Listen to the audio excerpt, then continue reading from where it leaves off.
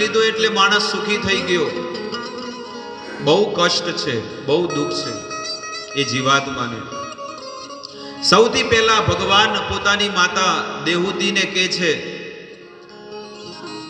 કે આ બાળક જ્યારે પિતાના દ્વારા ગર્ભાધાન સંસ્કાર થાય ત્યારે સૌથી પહેલા વટાણાની સાઈઝનો આટલો નાનો એ ગર્ભાશયની થેલીમાં 9 મહિના સુધી એને રહેવું પડે છે બાળકને, જીવાત્માને. અને જઠરની નીચેના ભાગમાં માત્ર 15 સેન્ટીમીટર ગર્ભાશયની થેલી હોય છે. એની અંદર એ જીવાત્માને, એ આત્માને 9 મહિના સુધી રહેવું પડે છે. આ ભગવાન કપિલ 3જા સ્કંદમાં 25મા અધ્યાયમાં વર્ણન કરે છે. ભગવાન કહે છે કે 9 મહિના સુધી એને ઉલટો લટકાવવામાં આવે છે, ઊંધો, માથું નીચે અને પગ ઉપર હોય છે. શું છે? બરોબર છે. બંધ થઈ ગયું.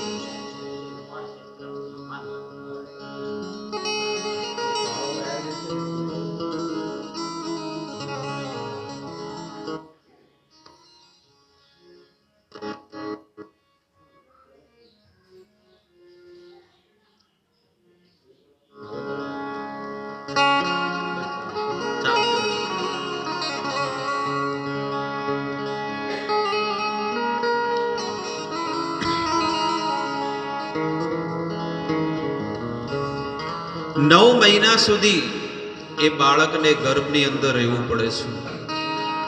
હે માં, એટલું નહીં, બીજા પણ દુઃખ પડે છે કે ઉલટો લટકાવવામાં આવે. એવી નાનકડી જગ્યામાં એને 9 મહિના સુધી રહેવું પડે. કોઈક નાનકડું બાળક હોય અને એને પેટીમાં પૂરી દો, રહેશે?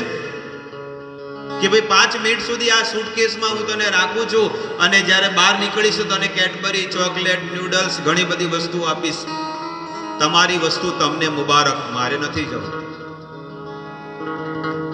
અને એ નાનકડી જગ્યામાં કેટલા બધા જીવ જંતુ એને ડંખ મારે છે, એટલી પીડા સહન કરે. જ્યારે માતા તળેલું ખાય, તીખું ખાય, તીખું ગરમ ખાય, આ બધી વાનગીઓ જ્યારે ભોજન કરે ને તો એને શરીર ઉપર પડે છે. અને બીજી વસ્તુ કે છે કે એ બાળકને મળ અને મૂત્ર જ્યાં ભેગું થાય છે ને એ સ્થાનમાં એને રહેવું પડે છે 9 મહિના સુધી. આટલા દુઃખ આ જગતમાં માણસોને પડે છે. અને જ્યારે એ બાળકનો જન્મ થાય તો બહાર બધા ઊભા હોય છે હોસ્પિટલમાં.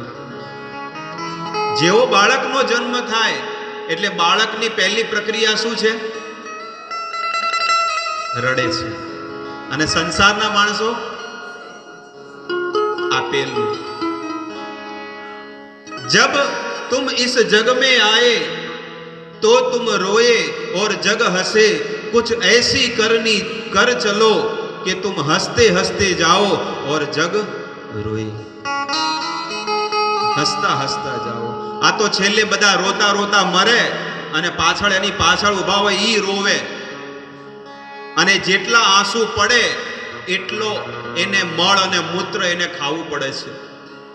જેટલા આંસુ મરવા વાળાની પાછળ પડે એટલો કફ પિત્ત એ આત્માને, જીવાત્માને ભોગવવું પડે છે. આવું આપણું શાસ્ત્ર ગરુડ પુરાણ કહે છે કે જ્યારે મર્યા પછી 13 દિવસ સુધી એની શું ગતિ છે એનું બધું વર્ણન એની અંદર છે. પણ એ માણસ વાંચે તો ખબર પડે ને. મેગઝીન વાંચે, ટીવી જોવે, પેપર જોવે, બધું જોવે, પણ શાસ્ત્ર નો વાંચે કે આત્માના કલ્યાણ માટે આ વસ્તુ છે, લાવો આને વાંચન કરી અને જાણીએ કે એક જીવ મર્યા પછી ક્યાં જાય છે, એની શું ગતિ થાય છે, એ બધું વર્ણન એમાં લખેલું છે. તો બાળક રડે છે. એક સાધારણ તમને એક વસ્તુ કહી દઉં કે એક રૂમ હોય, રૂમ, અને એક રૂમમાં દરવાજામાંથી બાળક રડતો રડતો આવે તો બહાર જે વ્યક્તિ ઊભો છે એને સ્વાભાવિક ખબર પડી જાય કે અંદર એને દુઃખ મળ્યું છે. ખબર પડી? અંદર કોઈએ માર્યો છે, ધમકાવ્યો છે, એટલે એ બાળક રડતો રડતો આવે છે. એવી રીતે 9 મહિના માના ગર્ભની અંદર એને બહુ દુઃખ પડ્યું છે, એટલે એ જન્મ લે એટલે બાળક રડે છે. અને જેવો જન્મ થાય, હજી તો 2 વર્ષ, હજી કે દાંત નથી ફૂટ્યા, હજી રમવાના દિવસો છે, ત્યાં તો એને દફતર લઈને એને ભણવા મોકલી દે, જાઓ ભણવા. હજી તો પ્લે ગ્રુપમાં અને નર્સરીમાં એને ભણવા મોકલી દે. આ જેટલા બેઠા એને પૂછો કે 8-8, 10-10 વર્ષના હતા તો એ નિહાળમાં નહીં ગયા, સ્કૂલમાં નથી ગયા. કોઈ ગયું હોત કહેજો, કોક ગયા હશે.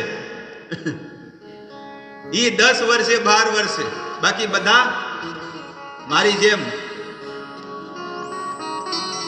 છે કે નહીં? કયા છાપ?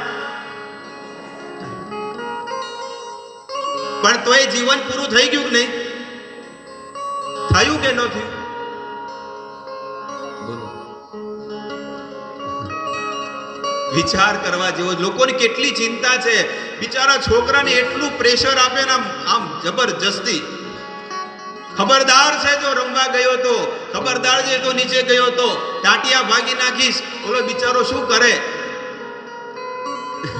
બોલો વિચાર કરે કે મારે રમવાના દિવસો છે. અને સજા અત્યારથી કાળા પાણીની સજા, એવી તો જેલમાં કેદીને ન આપે, એટલી કાળા પાણીની સજા. બોલો બધો બંદોબસ્ત ખતરનાક. 2.5 વર્ષનો છોકરો બિચારો, એનું વજન 5 કિલો હોય અને 4 કિલોના તો ચોપડા હોય, 1/2 લીટરની પાણીની બોટલ હોય, 250 ગ્રામ નાસ્તો હોય. બિચારો લથડતો પથડતો ઘરે આવે, અને જેવો આવે એટલે એની માં કે બેટા જાઓ ઓવર ટાઈમ કરવા. ક્યાં જવાનું? ઓવર ટાઈમ કરવા જાઓ. ક્યાં છે વ્યક્તિના જીવનમાં સુખ? કઈ જગ્યાએ છે? નાનપણમાં, જુવાનીમાં, ઘડપણમાં? તમે કયો કઈ જગ્યાએ સુખ છે? ખાલી એક માની લીધું છે. કોઈ બીને ફોન આવે એ કે ચમ છો, એ કે મજામાં. કોઈ બીને ફોન આવે કે કેમ છો, એ કે મજામાં. મજામાં છે કે સજામાં છે? ખાલી કહી દે, અરે તમે એને ઘરે બેહાડો અને એક કપ ચા પીવડાવો અને વાહામાં હાથ ફેરવો અને પછી તમે પૂછો એટલે બધું કે મારે તો વહુનું દુઃખ છે, મારે આનું દુઃખ છે, મારે નડદનું દુઃખ છે, મારે આ છે, મારી તકલીફ છે, મારા છોકરા એવા પાક્યા, મને કોઈ છોકરા રાખતા નથી. ફોનમાં તો તમે કહેતા હતા કે મજામાં, હવે શું થયું? આ દશા છે. એ દીકરો સ્કૂલમાંથી આવે અને આવીને ટ્યુશનમાં જાય, ટ્યુશનમાંથી આવે એટલે સીધો થાકેલો પાકેલો સૂઈ જાય. એ છોકરાને તમે કહો કે ભાઈ તું સુખી છે, એ કે અત્યારે સુખી નથી. કેમ? કારણ કે આવી ઠંડીના ચડ્ડી પહેરીને જવું પડે, બહુ ઠંડી લાગે. તો હું જ્યારે મોટો થઈશ, કોલેજમાં જઈશ અને પેન્ટ શર્ટ ને ટી શર્ટ ને બૂટ, ત્યારે હું સુખી થઈ જઈશ. કોલેજમાં પણ જાય અને એને તમે પૂછો કે ભાઈ તું સુખી થયો કે ના? કેમ? કારણ કે મારી પાસે પૈસા નથી, પત્ની નથી, બાઇક નથી, ઘર નથી. આ બધું મળી જાય એટલે હું સુખી થઈ જઈશ.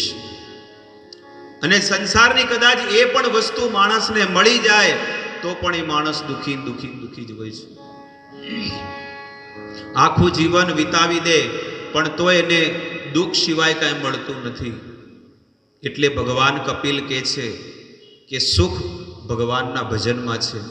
જેટલું તમે ભગવાનનું ભજન કરશો એટલું તમારા માટે કામની વસ્તુ છે. આવી રીતે ભગવાન કપિલ ઉપદેશ આપી અને મૈત્રેય ઋષિ મુનિ વિદુરજીને પ્રવચન કરે છે. પ્રિય વ્રતો ઉત્તાન પાદો. મેં તમને દેહૂતીની વાત કરી, પણ મનુ મહારાજને 2 દીકરા હતા. સૌથી મોટા દીકરાનું નામ હતું પ્રિયવ્રત અને નાના દીકરાનું નામ ઉત્તાનપાદ હતું. પ્રિયવ્રત અને ઉત્તાનપાદ આ 2 દીકરા હતા. અને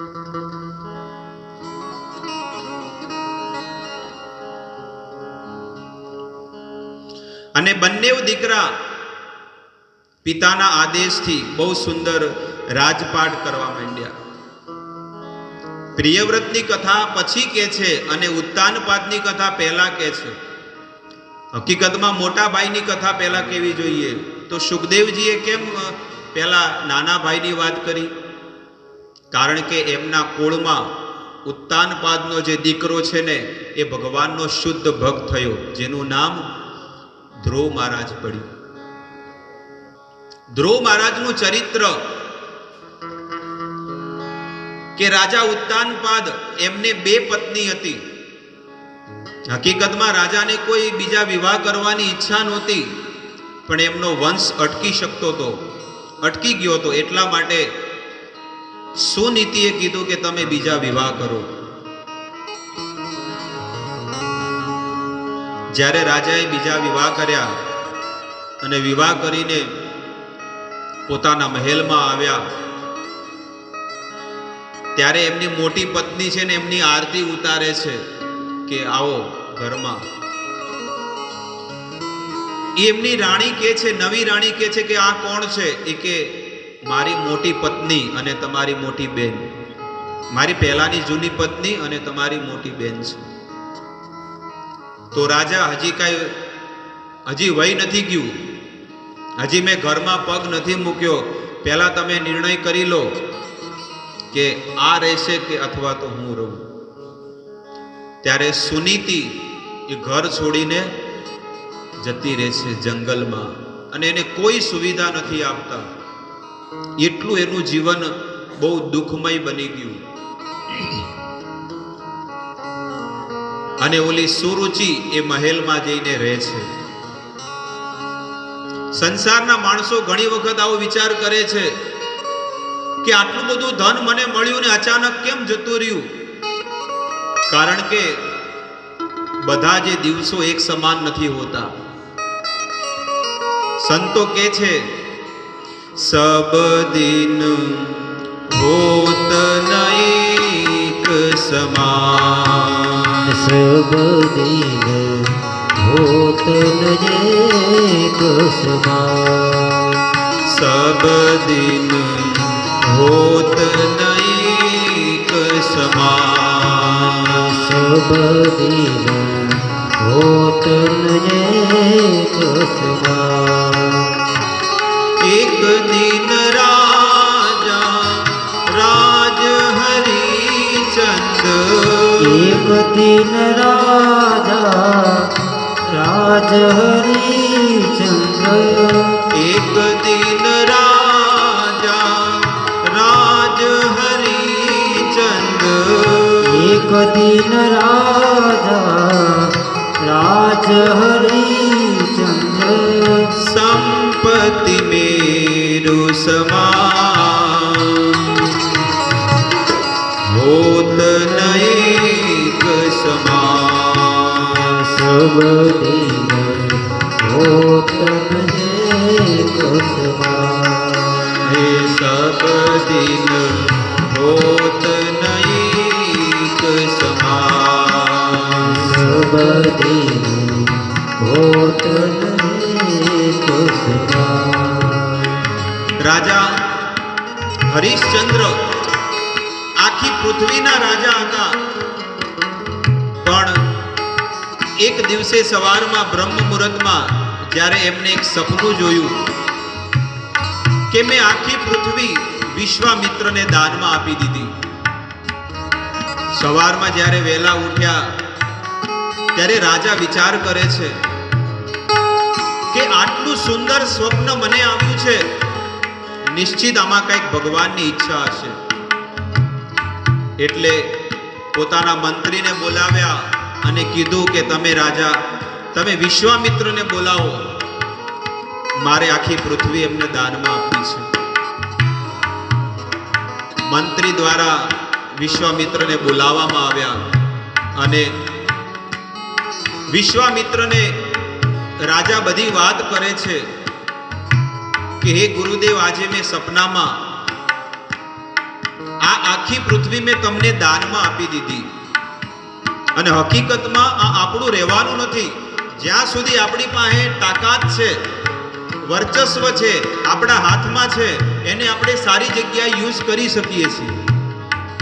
અને આપણે હાથમાંથી જતું રહેશે તો કાંઈ નહીં થાય.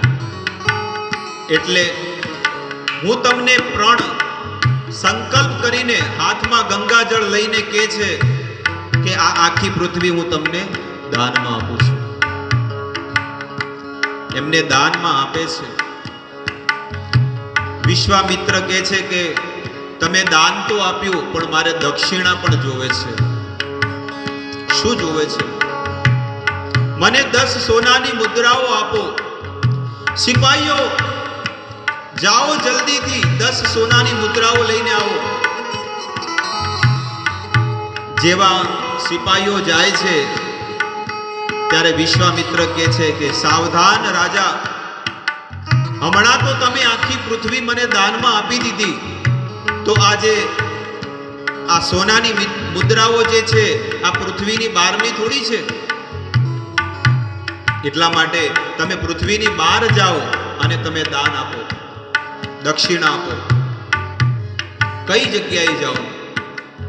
કાશીમાં જાઓ. કાશી, કારણ કે આ કાશી જે ક્ષેત્ર જે છે વારાણસી, એ આ પૃથ્વીની બહારનું ક્ષેત્ર છે. એટલે તમે જુઓ કે એ સ્થાન ઉપર ક્યારે પ્રલય નથી થતો, ક્યારે ભૂકંપ નથી આવતો. આવી રીતે રાજા, એની પત્ની અને એમનો દીકરો, આ 3 જણા છે ને એ જાય છે. એમની પત્નીનું નામ હતું તારામતી અને દીકરાનું નામ હતું રોહિત. આ 3 જણા જઈને કાશીની બજારમાં જાય છે અને કાશીની બજારમાં જઈને બધાને પ્રાર્થના કરે છે કે હે काशी नगर के वासियों, सुन लो मेरी पुकार. મારી આ પ્રાર્થના છે, તમે સાંભળી લો. શું છે? અમે વેચાવા માટે તૈયાર છીએ. અમારું જીવન તમને આપી દેશું. બદલામાં અમને 10 સોનાની મુદ્રાઓ જોવે છે. ત્યારે રાજા હરિશ્ચંદ્રએ પોતાની પત્ની તારામતી અને પોતાના દીકરાને એક માળીને વેચી દીધા અને ત્યાંથી 5 સોનાની મુદ્રાઓ લીધી. તમારી આ પત્ની અને તમારો છોકરો આ જીવન આ બગીચામાં, આ બગીચાની સેવા કરશે અને એ અહીંયા જ રહેશે આ જીવન. એમના પર તમારો કોઈ અધિકાર નથી. ઠીક છે. પોતે શમશાનમાં ગયા અને શમશાનમાં જઈને પોતે વેચાઈ ગયા. જલ્લાદનું કામ કરવા માંડ્યા, એક રાજા હોવા છતાં. એટલે કે છે કે એક દિન રાજા રાજ હરિશ્ચંદ્ર સંપત્તિ મેરુ સમાન. એટલી બધી સંપત્તિ, પણ આજે તમે જુઓ કે એ રાજા એક જલ્લાદ, એક શમશાનમાં છે ને જલ્લાદની નોકરી કરે છે. મને ખાલી 2 ટાઈમ ખાવાનું આપજો અને આ જીવન હું સેવા કરીશ. બદલામાં શું જોવે છે? 5 સોનાની મુદ્રાઓ. એ 10 સોનાના મુદ્રાઓ જે છે એ લઈને વિશ્વામિત્રને આપે છે અને આપીને કહે છે કે હે ગુરુદેવ, મારો જે સંકલ્પ હતો એ મેં પૂરો કર્યો. એટલે કે છે કે સત્યવાદી હરિશ્ચંદ્ર. ઇતિહાસમાં એમનું નામ છે અને આવા રાજાઓ થઈ ગયા એટલે જ એમના કુળમાં ભગવાન રામનો જન્મ થયો. એવા રાજા થયા ને એટલે એના કુળમાં ભગવાન રામ પ્રગટ થયા, રઘુવંશી. એવો ત્યાગ, એવું જીવન, એટલી ભક્તિ આ લોકોના જીવનમાં હતી. તો એ લોકોના જીવનમાં આટલી ભક્તિ હતી તો આપણે 1% તો થાય કે ન થાય? કળિયુગના જીવો આપણે છીએ તો એ 100% કરતા હોય તો આપણે જીવનમાં 1% તો ભક્તિ કરીએ, 1% તો ત્યાગથી જીવન જીવીએ. અને આપણે આવું જીવન જીવશું ને તોય આપણું કલ્યાણ થઈ જશે. રાજા હરિશ્ચંદ્ર એક જલ્લાદને ત્યાં એક શમશાનમાં નોકરી કરે છે. એના શેઠે કીધેલું કે એમનેમ કોઈને અંતિમ સંસ્કાર ન કરવા દેવાના. કોઈ પૈસા આપે, એના બદલામાં કાંઈ આપે તો જ અંતિમ સંસ્કાર કરવા દેવાનો. વિધાતાના કેવા ખેલ છે કે એ દીકરો બગીચામાં રમતો હતો, નાનકડો દીકરો, ખાલી 5-7 વર્ષનો દીકરો રમે છે અને કાળો નાગ એ દીકરાને ડંખ મારી ગયો.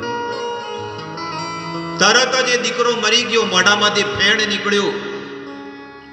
કોઈ બગીચામાં નહીં, અને એ દીકરી રડે છે એકલી, તારામતી. પત્ની રડે છે કે આને અંતિમ સંસ્કાર કરવા વાળું કોઈ નથી. ક્યાં એ રાજાની પત્ની, ક્યાં રાજાનો દીકરો, અને ક્યાં એની દશા, કેવી દશા છે. પોતે એ સાડીનો છેડો ફાડી, કારણ કે એની પાસે સફેદ સાડી હતી ને, એને ઉપર માથે ઓઢાડી દીધું. અને આજે વિશ્વ ઇતિહાસમાં પહેલી એવી નારી છે કે જે પોતાના દીકરાને શમશાને લઈ જઈ રહી છે, અને શમશાને હાથમાં પકડીને લઈ જઈ રહી છે. શમશાનના ગેટે ઊભી છે, અને એમના પતિ સાક્ષાત ઊભા છે, પણ અંદર નહીં આવવા દેતા. કેમ? કારણ કે કેમ અંદર નહીં આવવા દેતા? એનું કારણ છે. એનું કારણ એ હતું કે પૈસા આપો તો હું અગ્નિ સંસ્કાર કરવા દઉં. એમની પત્ની કે સ્વામી, આ તમારો દીકરો છે, હું તમારી પત્ની છું. મારા શેઠે કીધું છે કે કોઈ પણ વ્યક્તિ આવે, હું મારા ધર્મમાં અડગ, એકદમ પરફેક્ટ રહીશ, કે મારી પાસે તો કાંઈ નથી. ત્યારે એના ગળામાં જે છે ને મંગળસૂત્ર હતું, ગળામાં મંગળસૂત્ર હતું. અને મંગળસૂત્ર જોયું ને એટલે એના ધણી કહે છે કે આ ગળામાં મંગળસૂત્ર તો છે, સ્વામી આ તમારી અંતિમ નિશાની છે, કાઢી નાખો. અને જેવું ગળામાંથી મંગળસૂત્ર ખેંચવા જાય એ જ સમયે બ્રહ્મા, વિષ્ણુ, મહેશ પ્રગટ થઈ ગયા, ભગવાન પ્રગટ થઈ ગયા. અને ભગવાન કહે છે કે હે રાજા, આ તમારી પરીક્ષા, આજે તમે એમાં પાસ થઈ ગયા. ભગવાન પ્રગટ થઈને આશીર્વાદ આપ્યા, અને ભગવાન કહે છે કે રાજા, તમારી પરીક્ષા લેવાની હતી કે તમે કેટલા ધર્મમાં પરફેક્ટ છો, પણ તમે પાસ થઈ ગયા. માંગો શું જોવે છે? ત્યારે રાજાએ એક જ વાત કીધી કે મેં તો આ પરીક્ષામાં પાસ થઈ ગયો, પણ કળિયુગમાં જો તમે આવી કોઈની પરીક્ષા લેશો ને તો કોઈ તમારું ભક્તિ નહીં કરે, કારણ કે કળિયુગના કોણ કરવાના છે. આવા આ રાજા થઈ ગયા.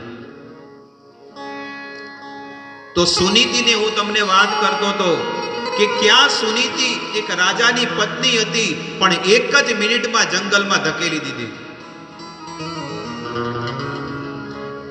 હવે અહીંયા રાજાને જે જૂની પેલી નવી પત્ની આવી હતી ને, એના દ્વારા એક સંતાનની પ્રાપ્તિ થઈ, જેનું નામ છે ઉત્તમ પડ્યું. ઉત્તમ. એક સમયની ઘટના છે કે રાજા જંગલમાં ગયા, અને બહુ જંગલમાં ઊંડા અંદર ઉતરી ગયા. પોતે એકલા રથમાં હતા, અને એમણે જોયું કે અહીંયા ક્યાંક જંગલમાં મારી પત્ની પણ રહે છે. એટલે જઈને પોતાની પત્નીને મળવા ગયા, અને પહેલી વાર પત્નીએ પોતાના સ્વામીના દર્શન કર્યા ને તરત જ પગે પડી એમના. જુઓ, સુનીતિ એને કહેવાય કે જે નીતિ પ્રમાણે જીવન જીવે, અને સુરુચિ એને કહેવાય કે જે પોતાની રુચિ પ્રમાણે જીવન જીવવા વાળી હોય. આટલું દુઃખ પડે છે, પણ એના પતિ આવ્યા તો એને શું કર્યું? પ્રણામ કર્યા, પગે પડી છે.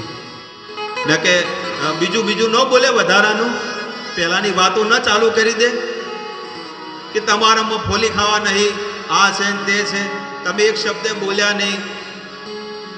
એટલો મોટો બંગલો આપી દીધો, એક નાનો ફ્લેટ આપી દીધો તો તમારું શું જોત?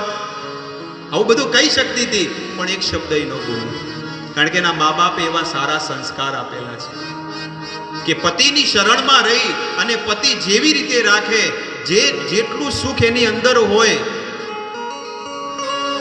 કહેવત છે ને કે પતિ સુખમાં હોય તો સુખમાં રહેવું, અને પતિ દુઃખમાં હોય તો એ દુઃખમાં પણ ભાગ નિભાવવો જોઈએ. કોઈ પણ વાત છે ને વાણી, આ વાણી છે ને માણસને સ્વર્ગમાં પણ લઈ શકે છે અને નરકમાં પણ લઈ જઈ શકે છે. એટલા માટે વાણીનો સદુપયોગ કરવો જોઈએ. બોલતા પહેલા 3 વખત વિચાર કરવો. કોઈ પણ શબ્દ જ્યારે મોઢામાંથી બહાર કાઢીએ ને એના પહેલા કેટલા વખત? 100 વખત. ઘણા લોકો નહીં કહેતા કે 100 વખત વિચાર કરો તો 2 કલાકે બોલો, એટલે વધારે નહીં તો પણ કેટલા 3 સેકન્ડ કે 5 સેકન્ડ વિચાર કરવો જોઈએ કે હું આ શબ્દ બોલું છું, સામેવાળાને શું પ્રભાવ પડશે, પછી બોલવું. આપણે સામેવાળા વ્યક્તિ બનીને બોલવું જોઈએ કે કદાચ હું એના સ્થાને હોય અને એ મને બોલે તો કેવું લાગે. એવી રીતે સુનીતિ એક શબ્દ ન બોલી અને જંગલમાં લાકડા કાપીને જે ધન કમાય અને એનાથી છે ને સૂકો રોટલો ને મરચું વાટી અને ભોજન બનાવી ભગવાનને ભોગ લગાડી અને રાજા ઉત્તાનપાદને ખવડાવે છે. એમની પત્ની ખવડાવે છે. રાજા ખવડાવે છે, રાજાને ખવડાવીને રાજા જમતા જમતા કહે છે કે તને કેટલું દુઃખ છે. ત્યારે સુનીતિ એક શબ્દ નથી બોલતી કે હે સ્વામી, હું અહીંયા સુખી છું, મારે કોઈ દુઃખ નથી. એ રાત છે ને ત્યાં રોકાઈ ગયા રાજા. ભગવાનનો એવો લેખ, વિધાતાના એવા લેખ કે અમુક સમય જતા એ રાણીને પણ ગર્ભ રહ્યો અને એ રાણીને દીકરાનો જન્મ થયો, જેનું નામ છે ધ્રુવ. રાજાને ખબર પડી અને રાજાએ કીધું કે આ તો મારું જ સંતાન છે, મારો દીકરો છે. ત્યારે રાજા એને પોતાના મહેલમાં આવવાની પરમિશન આપી, પણ રાણી કે ભોજન કરવું હોય તો તારા ઘરે, ઊંઘવું હોય તો તારા ઘરે, માત્ર રમવા માટે તું અહીંયા આવી શકે છે, બીજું કઈ નહીં, રમવા માટે આવી શકે છે. ત્યારે એક સમયની ઘટના કે રાજા પોતાના આસન ઉપર બેઠા હતા, ઊંચા આસન ઉપર, અને દીકરો ઉત્તમ એમના ખોળામાં આવીને બેસે છે. જેવો દીકરો બેઠો એટલે નાનો જે દીકરો જે ધ્રુવ જે છે ને એ ધ્રુવ પણ છે ને એ પિતાના ખોળામાં બેસવાની ઈચ્છા કરે, અને જેવો એ દીકરો પિતાના ખોળામાં બેસવાની ઈચ્છા કરે, ઓલી રાણીએ પકડ્યો અને જોરથી જમીન ઉપર પટકી દીધો, ફેંકી દીધો એને દીકરાને. કારણ કે રાજા એટલા ઊંચા આસન ઉપર બેઠા હોય અને ત્યાંથી ઉપાડીને ફેંકી દે એટલે 5 વર્ષના છોકરા. બાળકોને પણ આત્મા હોય છે, એને પણ સુખ દુઃખ જે પણ હોય ને સમજી શકે છે. જેમ કોઈ સાપની પૂંછડી પર કોઈ લાઠી મારે એટલું દુઃખ આ ધ્રુવને હૃદયમાં થયું છે. સૌથી મોટું દુઃખ એને એ થયું કે આ માં મારી સાવકી છે પણ પિતા તો મારો છે, એક શબ્દ પણ ન બોલ્યા. આ એને બહુ દુઃખ થયું ધ્રુવને. 4.5 વર્ષનો દીકરો આજે રડી રહ્યો છે, પણ એના બાપા એક શબ્દ પણ નથી બોલી શકતા. સૌથી પહેલા દીકરો કહે છે કે મેં શું ભૂલ કરી? ઉત્તમ જો પિતાના ખોળામાં બેસી શકે તો હું પણ બેસી શકું છું. ત્યારે સુરુચિ કહે છે કે ભલે ઉત્તમ બેસી શકે પણ તું ન બેસી શકે, કારણ કે ભલે તારા બાપા ઉત્તાનપાદ હોય પણ માં તો હું નથી ને, તો મારે શું કરવું પડે પિતાના ખોળામાં બેસવા માટે? ત્યારે કહે છે તપસા આરાધ્ય પુરુષમ તસ્યા અનુગ્રહેણ મે. તું આરાધ્ય પુરુષ ભગવાનની શરણમાં જા, અને જ્યારે ભગવાન તારી પર પ્રસન્ન થાય ત્યારે એમ જ કહેજે કે મારે સુરુચિના ગર્ભે જન્મ લેવો છે. આવું જ્યારે કીધું, એ દીકરો રડતો રડતો રડતો પોતાની માની પાસે જાય છે. રસ્તામાં હજી તો ઘરે પહોંચ્યો નથી, એના પહેલા જ એની માતાને બધી ખબર પડી ગઈ કે મારા દીકરાને ઊંચા આસન પરથી ફેંકી દેવામાં આવ્યો, તરછોડી નાખ્યો, બહુ દુઃખી કર્યું છે. ત્યારે સુખદેવ ગોસ્વામી કહે છે, માતુ સપન્યા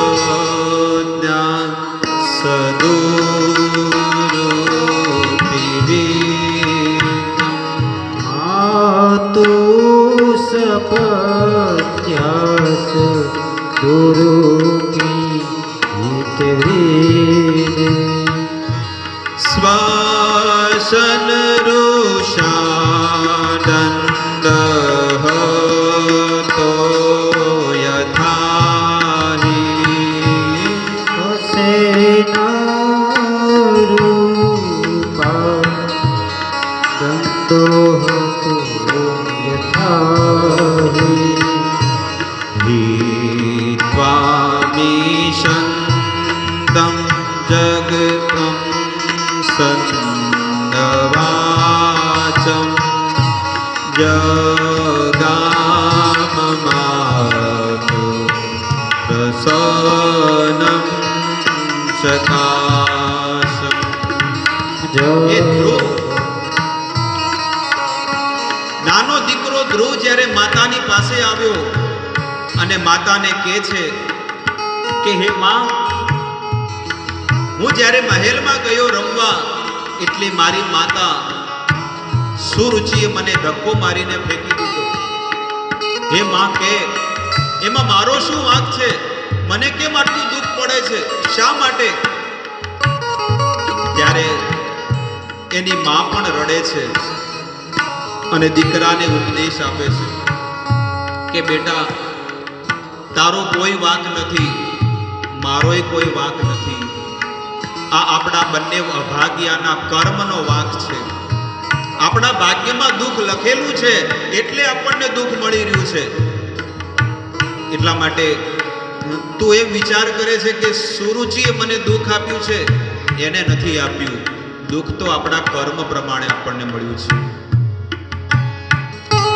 સોસૃજ્ય ધૈર્યં વિલલાપ શોક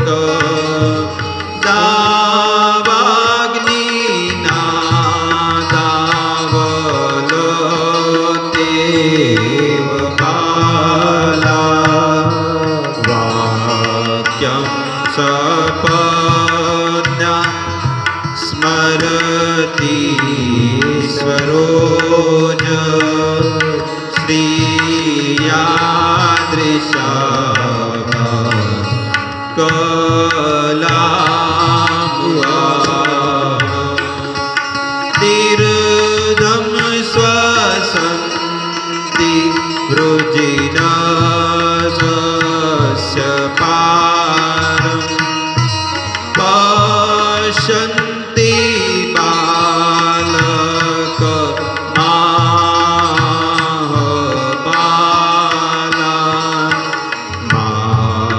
મંગલં તા પરિસુમંતા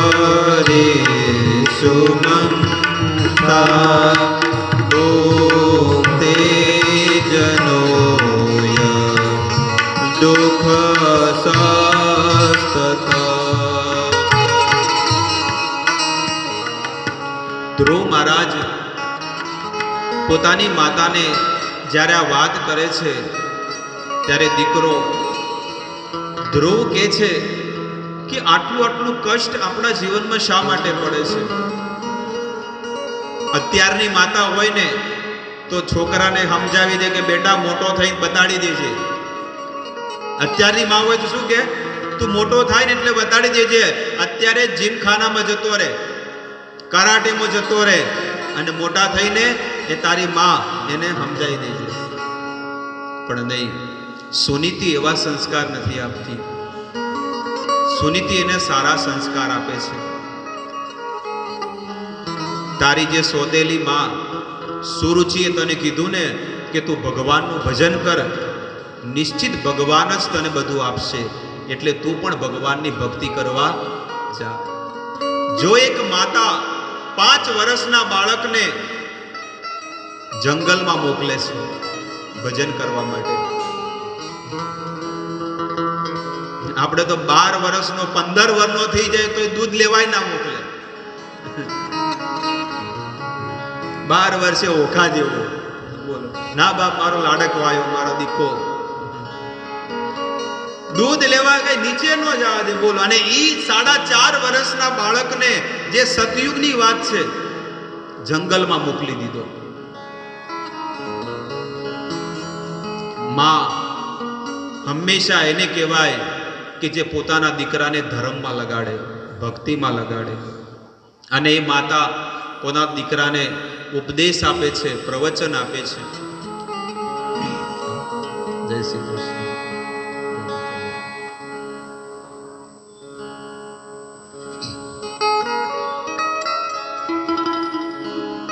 માતા ઉપદેશ આપે છે કે બેટા, ક્યારે કોઈનું અમંગળ ન ઈચ્છવું જોઈએ. જો આ મનુષ્ય શરીર મળ્યું છે ને, હંમેશા બધાનું હિત કરવું જોઈએ, બધાનું સારું કરવું જોઈએ, ક્યારે પણ કોઈનું ખરાબ ન ઈચ્છવું જોઈએ.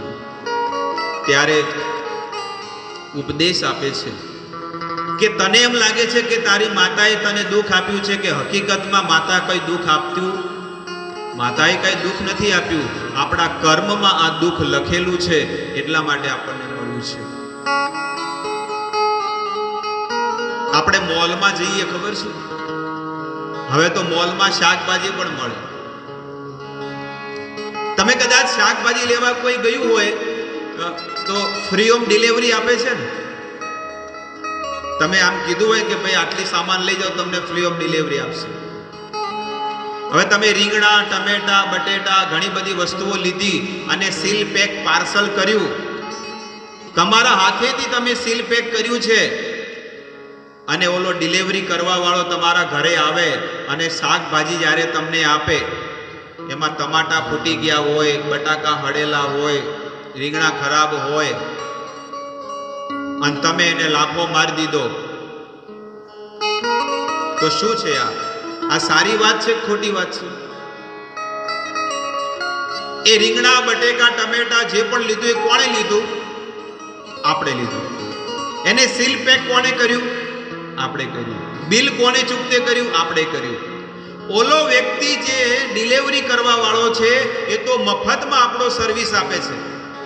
તો આપણે શું કરવું જોઈએ? પાણી, શરબત, ચા, કોફી, દૂધ, આપણે એની સેવા કરવી જોઈએ. પણ આપણે શું સેવા કરી? મગજમાં બેઠી વાત. આપણે તો ઉલટાનું એનું ધન્યવાદ કહેવું જોઈએ કે આપણો જે 20-25 કિલો જે માલ છે એ મફતમાં આપણા ઘરે લાયો. બસ એવી જ રીતે આપણા ગત જન્મોના જેટલા પણ કર્મ છે, સારા હોય કે ખરાબ હોય, એ બધા કર્મ જે છે ને એ વહુ બનીને આવે. ખરાબ કર્મ હોય એટલે મારે વહુ તો એવી કોટિયાર મળી છે, કેમ બધા કે વહુ આવી મળી છે, વહુ બરોબર મળી છે, પણ એ કર્મ આપણા લઈને આવી છે. આપણા કર્મ, આપણું દુઃખ છે ને હવામાંથી નથી આવતું. દુઃખ છે ને, દુઃખ એ કોઈને માધ્યમ બનાવીને આવે છે. દીકરાના માધ્યમથી આવે, વહુના માધ્યમથી આવે, દીકરીના માધ્યમથી આવે, ભાઈના માધ્યમથી આવે, સાસુ સસરાના માધ્યમથી આવે, બેનપણીના માધ્યમથી આવે. ગમે તેના માધ્યમથી દુઃખ આવે. હવામાંથી આવે છે? આ રોગ આટલો મોટો આવ્યો છે, એનાથી આવ્યો? હવામાંથી થોડો આવ્યો છે, એ તો જીવાણુમાંથી આવ્યો ને. બસ એવી રીતે જેમ પેલો પાર્સલ લઈને આવ્યો અને આપણું પાર્સલ એને આપ્યું, એટલે આપણે એને શું માર્યો? બસ એવી રીતે વહુ પાર્સલ લઈને આવી, ગયા જન્મોનું જે પણ છે ને આપણું કર્મ, અને એ જ આપણને દુઃખ આપે. એટલે આપણે શું કર્યું? મારામારી થઈને ડિવોર્સ થઈ ગયા. ઘણા લોકો નહીં કહેતા કે બસ આનાથી છુટકારો મળી જાય તો સારું. પણ એ વ્યાજ સાથે બીજું પણ ચૂકતે કરવું પડશે. જેટલું દુઃખ આપણા ભાગ્યમાં છે એ આપણે એકલાએ ભોગવવું પડશે, કોઈ બીજું ભોગવવા નહીં આવે. જો એવું હોય ને, એવું હોત કે બીજાનું દુઃખ આપણે લઈ લઈએ, તો તમે જુઓ હોસ્પિટલમાં જ્યારે બાળકનો જન્મ થાય એટલે બાળકને છે ને પીળીઓ થાય, અલગ અલગ પ્રકારના રોગ નહીં થતા. 104 ડિગ્રી તાવ આવ્યો હોય તો માં ન કહી શકે? માં કહે કે ભાઈ ડોક્ટર સાહેબ એક કામ કરો, આ ઇન્જેક્શનથી 104 ડિગ્રી તાવ છે ને એ ખેંચીને મારામાં નાખી દો. થવાનું છે? નહીં થાય. એ દુઃખ દીકરાને ભોગવવાનું છે તો દીકરો જ એકલો ભોગવશે. માં કાંઈ નહીં કરે, માત્ર આંસુ પાડી શકશે બસ. પેટીમાં નથી રાખતા દીકરાને, પણ એનું દુઃખ માં લઈ શકે? એના હગાવાલા રહી શકે? કોઈ નહીં. એના ભાગ્યમાં જે દુઃખ લખ્યું છે એ એને એકલાને જ ભોગવવું પડશે. સારા કર્મ હોય તો એને ભોગવવાના છે, અને ભૂંડા હોય તો એને. આપણે તો માત્ર નિમિત્ત છીએ, આપણે કાંઈ નથી. આવી રીતે ધ્રુવ મહારાજને પણ એ જ ઉપદેશ આપે છે કે આપણા કરેલા કર્મ આપણને નડી રહ્યા છે, એટલા માટે તું ભગવાનની ભક્તિ કરવા જા. હે માં, આ ભગવાનની ભક્તિ કરવાથી કોઈને કાંઈ મળ્યું છે? ત્યારે કહે છે કે મનુ મહારાજે ભગવાનની ભક્તિ કરી તો 71 ચતુર્યુગ સુધી એમને આ બ્રહ્માંડનું રાજપાટ મળ્યું. બ્રહ્માજીએ જ્યારે ભક્તિ કરી તો ભગવાન પ્રગટ થઈને આ 14 લોકના રાજા બનાવી દીધા. અને તું પણ જો ભક્તિ કરીશ ને તો તને પણ ભગવાન આપશે.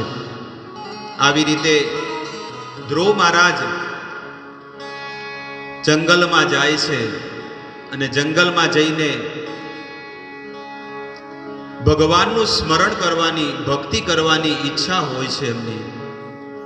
કોઈના હૃદયમાં જ્યારે સાચી ઈચ્છા અને સાચી ભાવના હોય ને તો ભગવાન નિશ્ચિત એને એવા ગુરુ મોકલી દે છે.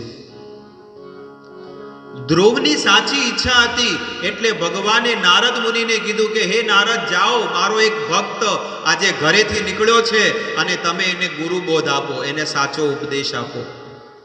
ત્યારે નારદ મુનિ રસ્તામાં મળ્યા, અને નારદ મુનિ કહે છે કે હે બેટા ધ્રુવ,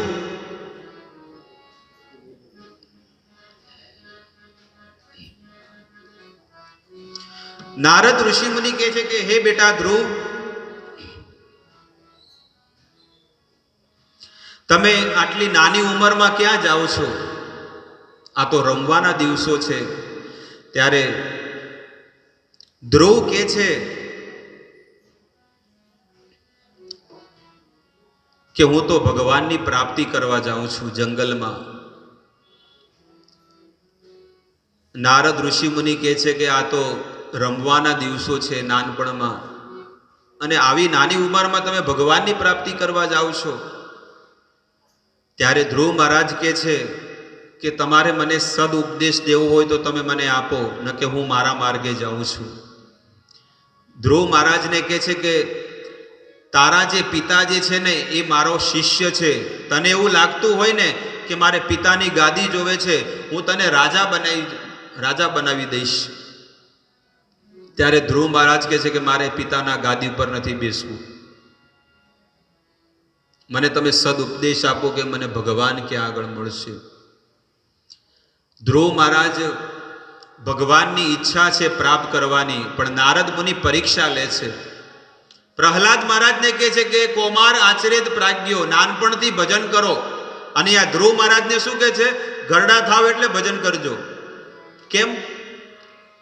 બંને શિષ્ય છે, નારદ મુનિના 2 શિષ્ય છે, એક પ્રહલાદ મહારાજ ને એક ધ્રુવ મહારાજ. હવે પ્રહલાદ મહારાજને ઉપદેશ આપે છે કે નાનપણથી ભજન કરવું જોઈએ. કૌમાર આચરેત પ્રાજ્ઞો, કે બેટા પ્રહલાદ નાનપણથી ભજન કરો. અને ધ્રુવ મહારાજને શું કહે છે કે ઘરડા થાવ એટલે ભજન કરજો, અત્યારથી ભજન કરવાનું. કેમ? કારણ કે એમને એટલા માટે કહે છે કે પરીક્ષા લે છે કે કાચો ભગત છે કે પાકો છે, પાછો અઠવાડિયા પછી પાછો ન આવી જાય ઘરે. પણ જ્યારે જોયું કે ધ્રુવ મહારાજનો નિશ્ચય બહુ પાકો હતો એટલે ધ્રુવ મહારાજને સદ ઉપદેશ આપ્યો, એમને મંત્ર આપ્યો દ્વાદશ અક્ષર મંત્ર જે ભાગવતમાં લખેલો છે. ઓમ નમો ભગવતે વાસુદેવાય. ઓમ નમો ભગવતે વાસુદેવાય. આવી રીતે દ્વાદશ અક્ષર મંત્રનો જાપ કરજે ધ્રુવ. અને બીજો મંત્ર આપ્યો કે 6 મહિનામાં તને ભગવાનની પ્રાપ્તિ થઈ જશે, પણ તપસ્યા કરવી પડશે. સૌથી પહેલું કહે છે કે યમુના નદીમાં 3 ટાઈમ સ્નાન કરજે. ધ્રુવ મહારાજે છે ને વૃંદાવનમાં તપસ્યા કરેલી, મધુવનમાં, અને વૃંદાવનમાં 6 મહિના તપસ્યા કરી. સૌથી પહેલા મહિને ધ્રુવ મહારાજે દર 3 દિવસે માત્ર ઝાડ ઉપરથી જે બોર પડે ને, ફળ ફળાદી ઝાડ ઉપરથી પડે એ ફળ ખાઈને ભજન કર્યું આખો મહિનો. 3 દિવસ પછી, અને થાળ ભરીને નહીં, આ જેમ થાળમાં બધું મૂક્યું છે એટલું નહીં, પણ આ ખોબામાં અંજલિ, જેને કહેવાય કર પાત્રી, આ ખાલી હાથમાં ખોબામાં જેટલું આવે ને એટલું જ ભોજન કરવાનું 3 દિવસ સુધી. 3 દિવસ પછી જ, આજે કર્યું હોય તો પછી 3 દિવસ પછી ભોજન કરવાનું. એટલે મહિનામાં લગભગ કેટલા થાય? 10 વખત થાય આખા મહિનામાં. બીજા મહિને તપસ્યા વધારી. દર 6 દિવસે એમણે સૂકા પાંદડા જે આવે ને, ઝાડ ઉપરથી ખરી જાય, એ સૂકા પાંદડા ખાવાના. ત્રીજા મહિને દર 9 દિવસે માત્ર પાણી પીવાનું. ચોથો મહિનો આવ્યો એટલે ભક્તિ વધારી, તપસ્યા વધારી, અને દર 12 દિવસે માત્ર હવા પીવાની. દર 12 દિવસે એક જ વાર શ્વાસ લેવાનો, અને 12 દિવસ સુધી એ શ્વાસને રોકી રાખવાનો. 12 દિવસ સુધી. સતયુગમાં હતા ને એટલે. અને 5મા મહિનામાં તો એવી તપસ્યા, એની સમાધિમાં આવી ગયા. અને 5મા મહિનામાં આખો મહિનો એવી તપસ્યા કરી, અને જેવો 6થો મહિનો બેઠો ને, આખું બ્રહ્માંડ છે ને ડોલવા માંડ્યું, આખું બ્રહ્માંડ હલવા માંડ્યું. બ્રહ્માજી વિચાર કરે છે કે શું થઈ રહ્યું છે? આ પૃથ્વી આખી ડોલી રહી છે. 33 કરોડ દેવતા, બ્રહ્મા, આ બધા લોકો ભગવાનની પાસે જાય છે, અને ભગવાનને જઈને કહે છે કે આ પ્રલય થઈ રહ્યો છે કે શું પ્રભુ? ત્યારે ભગવાન કહે છે પ્રલય નથી થઈ રહ્યો, આ મારો એક ભક્ત ધ્રુવ, જે માત્ર 4 વર્ષનો છે, અને એની ભક્તિનો પ્રતાપ છે કે આખા બ્રહ્માંડને હલાવી નાખ્યું છે. આ ભક્તિનો પ્રતાપ છે. જો એને ભજન કર્યું, અને ભજન કરીને ભગવાનને પ્રસન્ન કર્યા. ભગવાન કહે છે કે હે દેવતાઓ, તમે તમારા લોકમાં જાઓ, આ એક મારા ભક્તનો પ્રતાપ છે, અને હું એ મારા ભક્તને દર્શન દેવા માટે હું જાઉં છું. ધ્રુવ મહારાજને દર્શન દેવા માટે એ ભગવાન જાય છે મધુવનમાં. વૃંદાવનમાં 12 વન છે, અને ત્યાં આગળ મધુવનમાં ભગવાન દર્શન દેવા આજે જઈ રહ્યા છે. ધ્રુવ મહારાજ તો ભગવાનનું નામ લે છે, અને અહીંયા ભગવાન સામે પ્રગટ થઈ ગયા. સશંખ ચક્ર સકિરીટ કુંડલમ સપીચ્છ પિત્ત સચતુર્ભુજમ. શંખ ચક્ર ગદા પદ્મધારી ભગવાન શ્રી કૃષ્ણ, ભગવાન વિષ્ણુ એ ધ્રુવ મહારાજની સામે પ્રગટ થઈ ગયા. અને ભગવાન જેવા પ્રગટ થયા, ધ્રુવ મહારાજ તો ભગવાનનું ધ્યાન ધરે છે, ભગવાન કહે છે કે હું અહીંયા દર્શન દેવા આવ્યો છું, અને ધ્રુવ કોના દર્શન કરે છે? ત્યારે ભગવાને ધ્રુવ મહારાજના હૃદયમાં અંદર જોયું તો અંદર ભગવાનના દર્શન થઈ રહ્યા છે એને. ભગવાને જોયું કે હું સાક્ષાત બહાર ઊભો છું અને અંદર મારા દર્શન કરી રહ્યો છે. ભગવાને અંદરનું પિક્ચર બંધ કરી દીધું. જેમ તમે ઘણી વખત જુઓ કે કેબલ હોય અને પિન કાઢી નાખો તો કેવું લાગે? જર જર જર જર આવે છે ને, બસ એના જેવું થઈ ગયું. અને અહીંયા ધ્રુવ મહારાજે જોયું, અચાનક 6 મહિના સુધી હું ભજન કરતો તો 6 મહિના સુધી મને ભગવાનના દર્શન થઈને અચાનક કેમ આવું થયું? અને જેવું ભગવાને આ દર્શન બંધ કર્યા, ધ્રુવ મહારાજે આંખ ખોલી, સામે ભગવાનના દર્શન થઈ ગયા એને. ધ્રુવ મહારાજ બહુ પ્રસન્ન થઈ ગયા કે આજે મારી વર્ષોની તપસ્યા ફળી. વર્ષોની નહીં પણ થોડાક સમયની. તમારો વ્રત, તમારો નિયમ, તમારો સંકલ્પ એકદમ મજબૂત હશે ને એટલા જલ્દી તમને ભગવાન મળશે.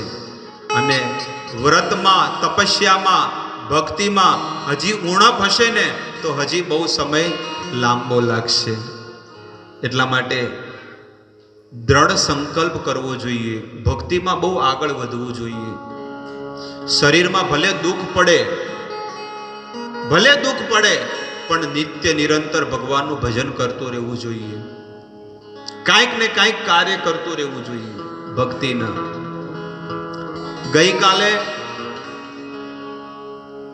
ગઈકાલની હું તમને કથા કહું કે ગઈકાલે હું કથા કરવાના લાયક નહોતો, કારણ કે આખું શરીરમાં બહુ તકલીફ હતી, તો પણ મેં આ કથા કરી. અને ગઈકાલે રાત્રે પણ અમે જ્યારે ભજનમાં ગયા, આ આખો ભાગ દુખતો હતો ટોટલી. અને છેલ્લી ઘડી સુધી એ ભજન કર્યું. કેમ? કારણ કે ભગવાને આપણને મોકો આપ્યો છે, અને એ મોકો જો આપણે ચૂકી ગયા તો એટલા માટે છેલ્લા શ્વાસે હરિનું ભજન કરવું જોઈએ, હરિનું કીર્તન કરવું જોઈએ, ભગવાનનું નામ લેવું જોઈએ. હે તમે પ્રેમે ભજી લો ભગવાન, જીવન થોડું રહ્યું. ભજી લો ભગવાન, જીવન થોડું રહ્યું.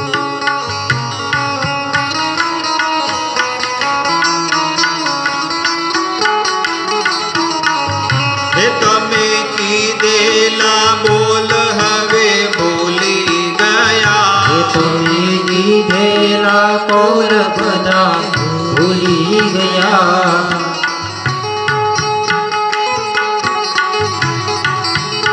માના ગર્ભની અંદર આપણે વચન આપ્યું હતું કે ભગવાન જેવો જન્મ થશે હું તમારું ભજન કરીશ. એ જૂઠી માયા ને મોહમાં ઘેલા થયા. જૂઠી માયા ને મોહમાં ઘેલા થયા. છે તો ભૂલ્યા સ્વભાવ. જીવન થોડું રહ્યું. ભૂલ્યા છો જીવન થોડું રહ્યું. તમે ભાવે ભજી લો ભગવાન, જીવન થોડું રહ્યું.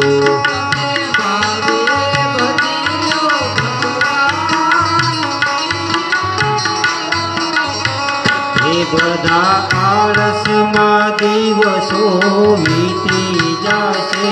બધા આળસમાં દિવસો વીતી જશે. પછી ઓચિંતાય મનો તેડું થશે. પછી ઓચિંતાય મનો તેડું આવશે. આળસમાં દિવસો વીતી જશે.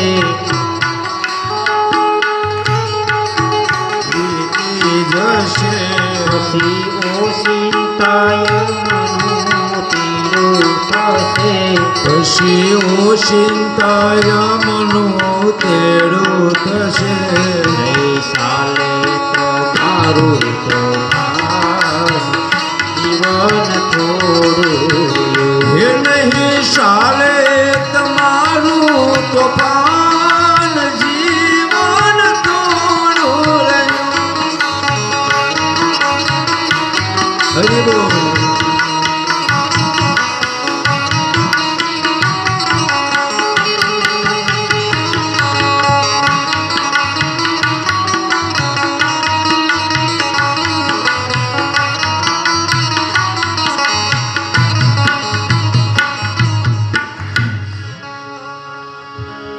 પ્રેમે ભજી લો ભગવાન જીવન થોડું રહ્યું